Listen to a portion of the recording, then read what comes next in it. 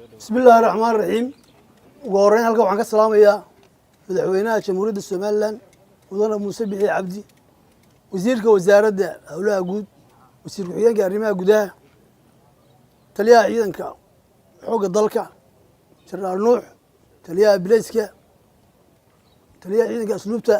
iyo mas'uuliyiinta kala jooga waxaan ku salaamaysaa islaamka raxmatullaahi wa barakaatuh waxaan halkaan salaan uga jeedinayaa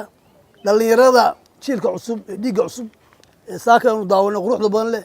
aan ku hambalyeeyo taliska ciidanka bilayska ciidankaasoo buuxin doona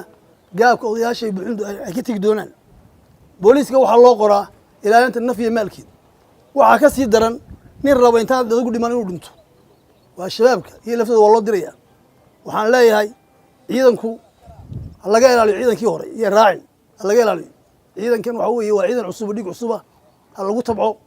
waxaan leeyahay waxa weeye ciidamada cusub ee iman ciidan qafaale midna ma jiro nin walba xukuum iski nin walba wuxuu ku yimi iskii buu ku yimi isagoo maankiisa qaba inuu qarankiisa difaaco buu yimi waxaan leeyahay ilaalinta nafta iyo maalka ilaalinta cashuuraha ilaalinta la saaxiibka ciidanka soo dhaweynta mataqaanaa shacabka saldhigyada oo aad loogu fududaado cadaaladdu waxay ka bilaabanta waa saldhigga haddii saldhiggu hagaago biliisku inoo dhismo cadaalad baa dhismaysa kiiskaa dhismaya maxkamadaha hagaagaya wax walba inoo hagaagayaan waxaan leeyahay wassalaamu calaykum waraxmatullahi wabarakaatu